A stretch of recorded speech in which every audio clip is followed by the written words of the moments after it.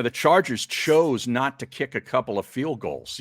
They went for it on fourth down because that's the identity of that coach. He does this a lot, apparently. Yes. But they were just like, they didn't even use their punter again. Like, this has happened to the Eagles multiple times this season, I believe, where the punter on the other team doesn't even play. It's unbelievable how bad this defense is. I didn't even realize that. Yeah. Are you serious, Harry? Yeah, they turned it over on downs twice where they could have kicked field goals. They could have kicked. Oh, no, I remember that, but the punter didn't even punt. No, the punter didn't even play. He could have been deactivated for all they care.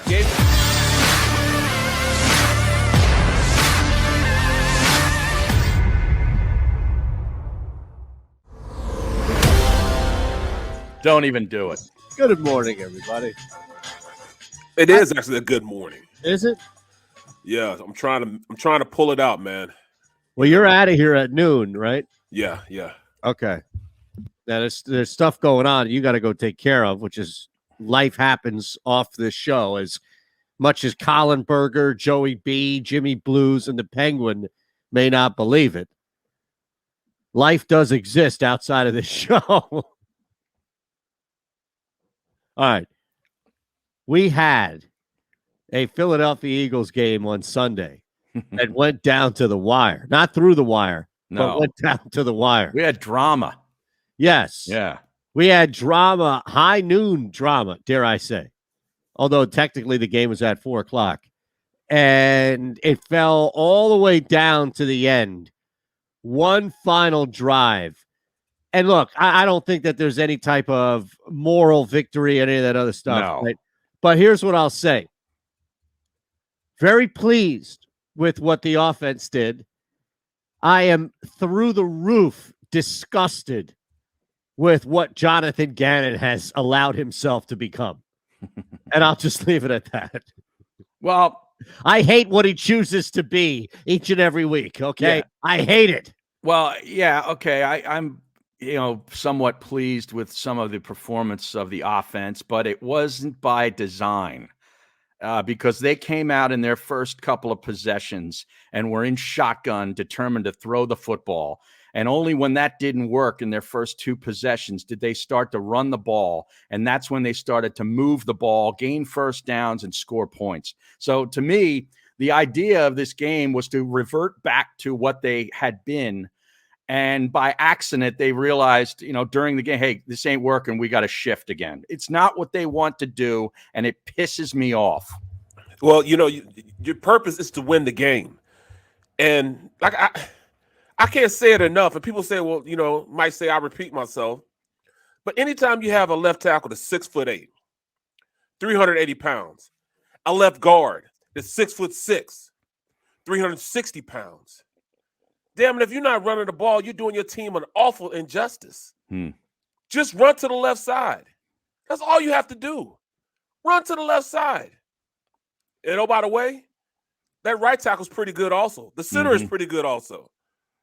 So why keep bumping your head against the wall? Well, I understand ownership has their hands in there, digging around, fidgeting around. Get the hell out of here. Let's go who wins games. I don't need Tom Terrific back there. They ran the ball 39 times. What are you guys all upset I know, but that wasn't the design in the first two possessions. They happened into that because they had to.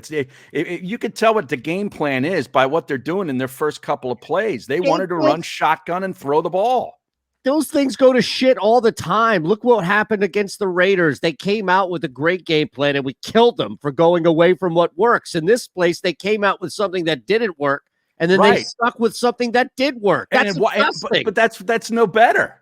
Yes, it is. It is better. It's better by a million times over. No, it isn't. They should have started with that. They knew that this Chargers team was vulnerable to the run. Oh, come on. They keep wanting to try to pound a square peg into a round hole. They threw 17 times. You guys are upset over a guy who threw 17 times, and they ran 39 times after running, 46 times against Detroit. Here's where I think I differ with you two, and I'm pretty surprised at this, to be honest with you. If you look at the box score from this week and last week, it's the exact same. Yet look at the different game and the different circumstances that played out and the different game script and the different flow to it. That's an identity For 2 straight weeks, we have a rush-heavy identity. Harry, I understand where you're coming from. Show. What's you that? Watched the post-game. You watched the post-game show. No, I That's had. what I I did not. No, I'm sorry. I couldn't. I could not. Damn you. No. Seriously, go ahead. for bed. Out That's what I said. That's what I said. Whistle. What is that? What do you got? A Rolex? No, this is a that thing is one of my Invictus. It's not an Invicta. Okay. But no, I mean that's exactly what I said. I see an identity, but I also see an identity on the defensive side of the ball. I see there's mistrust in the athletes that he has on the field. There's mistrust with the players themselves, with other facets of the game and positions. I see the mistrust in his ability to call plays that will help him out and take advantage of their skill set. There's no way our DB should have been playing back against an offensive line like that. See, the mistrust comes from the coach not trusting the D-line to get there, so the DBs play it off because of that. Right. Thinking that they was going to be able to throw the ball down the field on deep plays. If they'd have trusted the fact that they could go in and play tight on those wide receivers, who were big wide receivers, who aren't necessarily guys that are speed guys, get up there in their face, reroute them a little bit. Make that hesitation be there to give them just that much more time to get to the quarterback. But what do? They play off. And that's what my baritone is going to be about this week. The mere fact that they play it off instead of, getting uptight on those wide receivers. That's crazy, man. Utterly ridiculous. I don't understand this game plan that he's trying to do. Nick Sirianni to stay his ass from over the offensive side of the ball and be on the defensive side of the ball the entire week this week. Can we all agree on that, though, at the very least? I know we have a disagreement, which I love, don't get me wrong. But is there anybody that's left that's going to defend Jonathon Gannon out there? Is there anybody in this city that could possibly come to the table and defend what we keep seeing? What now, the fifth guy to throw over 75? I mean, it's, the Chargers chose not to kick a couple of field goals. They went for it on 4th down because that's the identity of that coach. He does this a lot, apparently. Yes. But they were just like, they didn't even use their punter again. Like, this has happened to the Eagles multiple times this season, I believe, where the punter on the other team doesn't even play. It's unbelievable how bad this defense is. I didn't even realize that. Yeah. Are you serious, Harry? Yeah, they turned it over on downs twice where they could have kicked field goals. They could have kicked. Oh, no, I remember that, but the punter didn't even punt. No, the punter didn't even play. He could have been deactivated for all they care. Game the night off. Yeah, they chose not to kick a 19-yard field goal on their first possession, and then a couple of possessions later, they chose not to kick a 48-yarder. That shows you how scared they are of this Eagles offense, number one. And number two, they're like, hey, man, we don't even need to try to kick field goals. We got this game. We got this team. 32 of 38. It's unbelievable. For 356, too. Like, he's going downfield. 49, 23, 23. Right. These are the longs. Right. It wasn't like all dink and dunk stuff, man. I mean, that kid's unbelievable. He's going to be a superstar. Dude, he is the real deal. He is. You know what I'm saying? 8 guys had long receptions of at least double digits, and the minimum is 14 yards. Yeah. How about all those tight ends they have? They got guys like 6'6", 6'8", running out there catching balls. Yeah, Donald Parham is coming out here like he's 6'8", I think. Did he play hoops? He must have. I got to do some research. What do you know about Donald Parham? I don't know anything about him because he wasn't even on a depth chart a couple months ago. And that Williams kid's pretty good too. Yeah, evidently they are pretty good because they let Hunter go because of him. Right? Oh, you know where Parham? Hunter Henry, Stetson. Yeah, that's right. Oh, Parham went to Stetson. He did in Florida. Yeah, well, that's like a Division II school, I think. Well, I remember saying that. Yeah, 8 behemoth moving around the field like that. I don't think he can go to Gettysburg College and that guy's getting looks. Oh my goodness, man. Yeah. I don't know. Like I don't feel as bad. Like, here's the thing though, and this is where I think ultimately it comes to a head, where if you feel like, and I see the stream getting after McMullen, it's fine by me because apparently he must have been all moral victoried up this morning.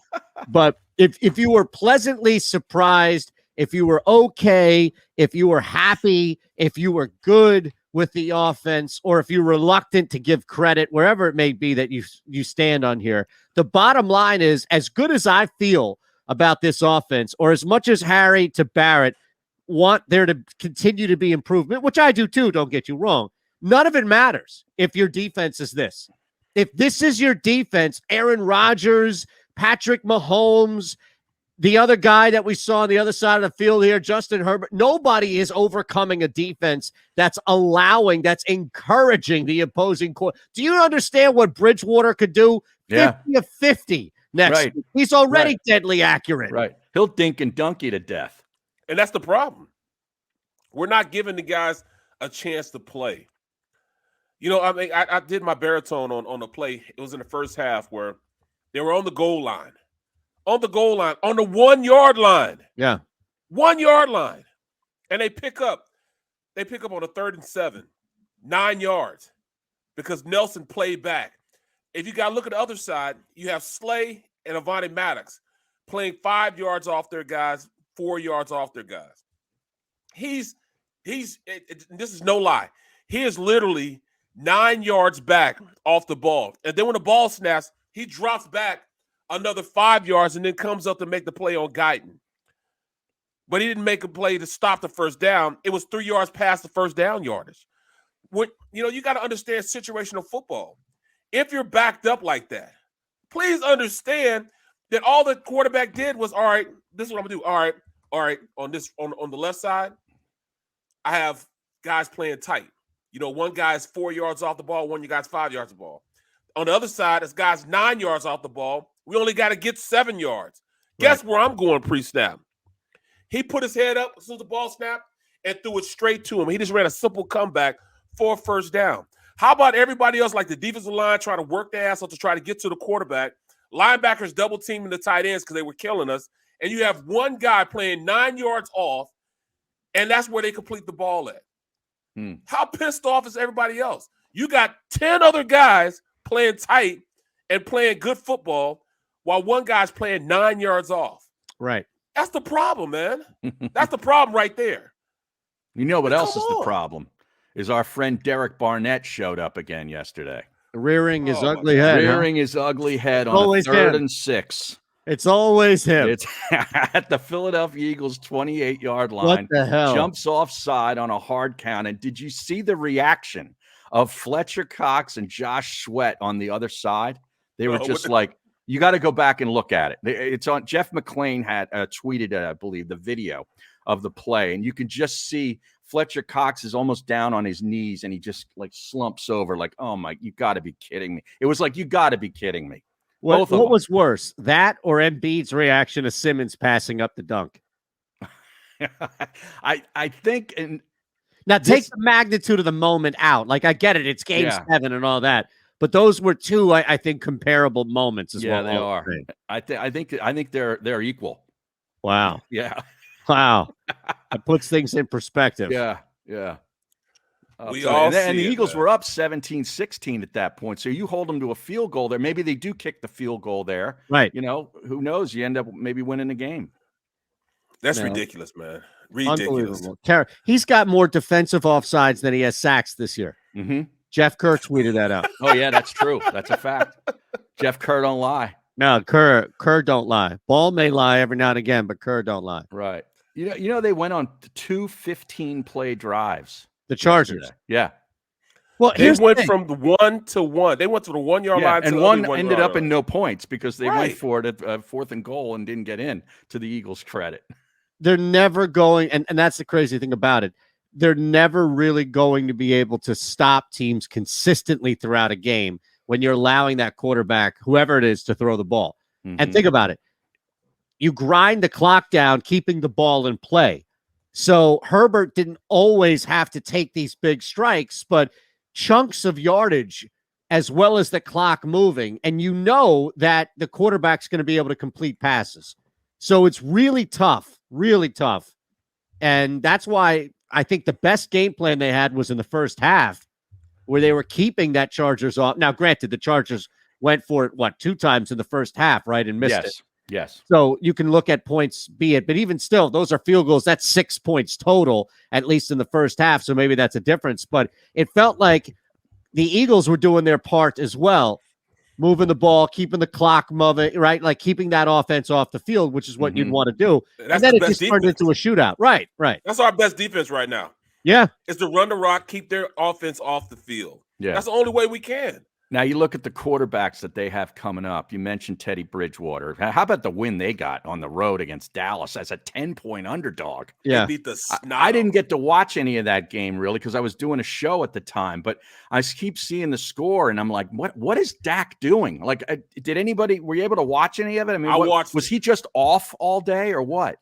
No, Denver just out physical him. Yeah, they were all in space. Yeah. They really just were just. I mean, there was a lot of times where Dak would overthrow guys or guys would just drop balls. It just didn't seem like they were totally into the game. They were just not in sync at all. Like they would just sleepwalk. Oh, we'll beat this Denver team, no problem. Right. You know, we're 10-point favorites. We'll walk all over them. Didn't that line go from like 7 earlier in the week to 10, Aton, by game time? I got it at 10. I didn't even realize this. I think it opened up at 10. Because I got it last Sunday. I saw something pop into my account after the game. I was like, what happened here? And I looked all the way back. I must have got in last Sunday when the line first opened up, but it was 10 and a half. And then it dipped all the way down to 9. So I think it might have dropped. I don't think any lower than 9, but a lot of money was going on Denver. And then it moved back up. And but it was just a blind, like last Sunday. I just placed and that would have all been any movement like that would have been that maybe Dak wasn't going to play and then he was going to play. It had nothing to do with Von Miller being traded. Trust me. No. I would have thought Denver was taking a lot of money. Yeah. No, a lot of money. So they have Teddy covers next week on the road. And then they get Simeon. They get a little break there. Then they get Daniel Jones twice over the next couple of weeks. They get Heineke twice over the next couple of weeks. Whoever the quarterback is for the Jets, they get on the road. And then they probably get Cooper Rush because the Cowboys will have everything sewn up by week 18. 17. Maybe, yeah, you would think. Although, who knows how they're playing. I'll tell you, the Giants have now become a much more difficult team to beat from the Philadelphia Eagles standpoint because the problem is that Daniel Jones sucks when you put pressure on him, but anybody in the NFL Cooper Rush can complete passes when there's nobody in front of him. Well, guess what the Eagles are going to do? Yeah. They're going to allow Daniel Jones. Daniel Jones is going to look like Jalen Hurts earlier in the season, running all over the place and throwing all over the place. Yeah. And that's going to be a tough one unless this defense tightens up. Tighten it up. Eagles got 0 sacks yesterday. Come on, Barrett. 0 sacks. And that's the problem because they have the personnel to play more aggressive. Right. They have the personnel. For the first time in a long time, they have DBs that can cover. Legitimate DBs that can cover. And we don't use them. It's so asinine, man. It really pisses me off. Well, then they got the bad break of losing Slay. I mean, that was pretty big. That was huge. Yeah, it was huge. Yeah. That was huge. Saquon Barkley's injury status. I'm not sure what it is myself. The stream is wanting to know. Oh, no. How long is Saquon Barkley out? We got to figure this out. Because did you catch any of that Saints game yesterday? I mean, that was an awful football game. Yeah, I was on earlier, so I had to watch that crap. They play Atlanta? Yeah, they lost. Awful. No, they lost. No, it was a terrible game. They were up, and then Patterson had a hell of a catch. Yeah.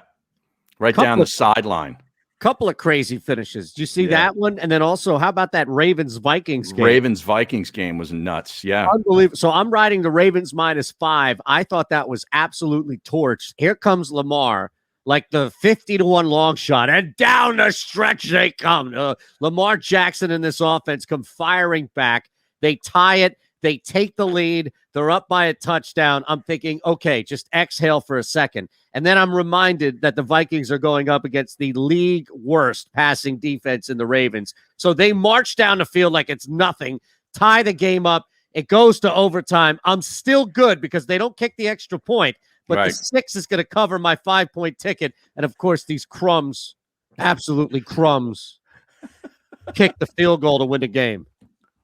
It's looking like maybe Barkley may return after their bye week. They're on the bye week this week, and then they come back and face Tampa. So Barkley may be available then. Yeah, Barkley hasn't even – here's the thing. Devontae Booker ran for a pretty good game yesterday. Barkley's better than Devontae Booker, but the Giants' run game hasn't really suffered a ton. Mm-hmm. Bro, I can't even look forward to you. I'm not going to do it to myself because I caught myself early. Barkhand got me all hype up. I'm listening to him, talking about playoff. I shouldn't even listen to that junk. Oh, my God. I would have shut that down immediately. Yeah. Seriously. What's happening with that? I would have given him the Heisman right on the set, right there. You shut that down. Get the playoffs out your mouth. You got to be kidding me. And Ray's looking at him like Ray took his pen like this. He's looking at him like this with his pen. I'm not going to do it, Mike. Right. I'm not doing it. Right. We are not talking about playoffs. I'm not going to do it. And how about Buffalo laying an egg? That was Jacksonville. Rough. That was really bad. That was kind of a crazy ending too. Yesterday was, if anybody was betting live, then you probably cleaned up because a lot of these games just stayed the course throughout. And that game was one of them where you just thought to yourself, at some point, Buffalo is going to pull away here. And then it just got tighter and tighter and tighter. Josh, I mean, that team was just so disinterested, but at the same time, they lost. You can't take anything away from Jacksonville. Buffalo's been starting out slow in the last couple of weeks, and they never got it going yesterday. Their offense is kind of sputtering a little bit here. Yeah, they never got anything going, which is crazy because you look at a couple of these guys, like Diggs didn't have a terrible game, right? It's just turnovers. Josh Allen turned the ball over. Yeah. Well, you look at not just NFL, but college was the same way. Like I'm sitting back looking at Michigan State game. Yeah. I'm like, all right, Purdue's, they're just, playing well just right now. All right, eventually, Michigan State's going to start running a rock. Things are going to start, falling. Well, he ran it for $148 and had a touchdown. He ran it well. But they couldn't stop anybody then after that. No. I tell you, you don't want to roll into Ross-Ade Stadium highly ranked, undefeated, because Purdue will take you out. They only did Ohio State. They did it all the time. They weren't really great stopping the pass anyway. And that was the only thing that Purdue was going to be able to do was throw the football. Yeah, that wide receiver they have. David Bell is spectacular. Impressive. Yep. And look, we talked about, when was this? Was this the Michigan State game? Mm-hmm. And it was the reason why I thought Michigan was going to win that game coming into the weekend. And then I flip-flopped and took Michigan State with the points. But Michigan State is so volatile. Outside of Kenny Walker, they're so volatile. They commit turnovers. They commit penalties. They're not great getting teams off third down. If you look at the metrics, they shouldn't be undefeated by any means. Mm-hmm. No question about it. And you figure at some point that's going to catch up to them. I didn't think it was going to be Purdue. I thought it was the week before. Madness now in the Big Ten. Purdue took Iowa out too earlier in the year at home. Yep. So that Big Ten West, that Big Ten West is crazy. Everybody's 4-2. There's 4. I think there's 3 or 4 teams tied. Wisconsin is now emerged. They're in the driver's seat because they beat Iowa. Yeah. Now Joey B's got some good information for Eagles fans traveling to Denver. Oh yeah, is that right? Okay. He says, "Do not, in all caps, rent a car. Take the train or Uber to your hotel, and the stadium is a short walk from downtown. Save the money on the rental car. Don't do it." How much is a rental car anyway, though? I don't know. I have no idea. I had to rent a car that cost me $70. $70 a day? $70 a day, yeah. Okay. Now you had the luxury though. You needed one out in Long Island. Well, that's different. Well, I'm talking about where I'm going today. You had to get a car too?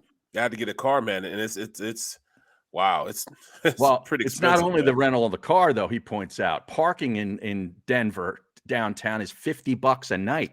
What? $50. $50 a night. That's worse than Miami. Yeah, it's pretty bad. Well, they know they're going to get you by the short hairs. Exactly. They are. It's going to singe your short hairs.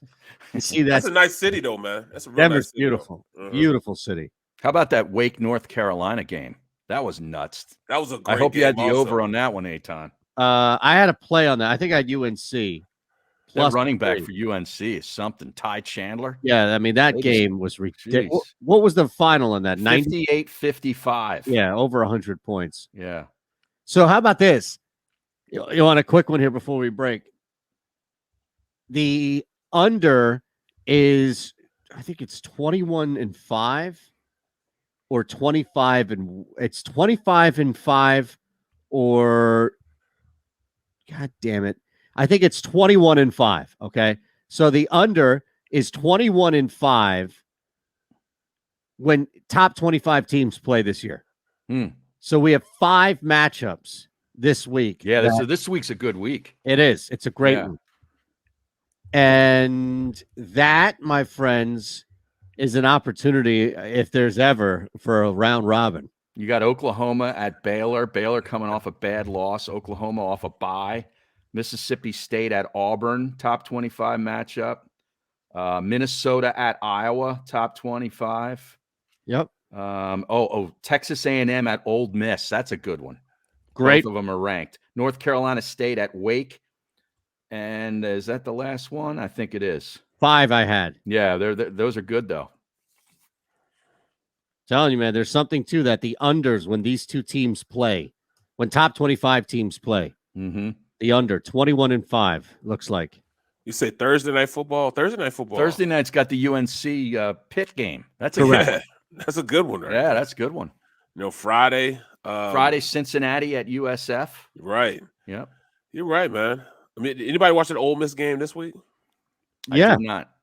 Battle of the quarterbacks. I had the Liberty game. Yeah. The kid Willis threw a couple of picks though. Terrible. Right. I had them plus 10, and he screwed it. And that game went way under. I think a lot of people were on the over, thinking that both teams were just going to light up the scoreboard. It didn't happen. No, Ole Miss has been hit or miss with these big numbers too. Yeah. I tell you, I was watching, and I get it. Like, he doesn't have NFL talent around him, but I'm not in any rush to replace Jalen Hurts with that young man from Willis. Liberty. Yeah. No. I'm not in a rush to replace Hurts with anybody that's going to graduate this year. Seriously, the crop is one of the worst. Well, I'm not going to say the worst crops, but this is one of the non-impactful, quarterback crops we've seen in a long time. I mean, these guys aren't going to come out and be instant starters, like we've seen before. It's probably not. It's not even as good as last year. This year is just passed. This year just passed, man. There was not a real dynamic guy in the bunch. I tell you, including the first rounder in Lawrence. Watch out in a year or two. I think it might be 2 years till he can come out. This Tyler Van Dyke kid at Miami is looking really good. Yes. And he's got all kinds of freshmen around him. Miami's going to be really good in about a year or two. Oh, no question. No question.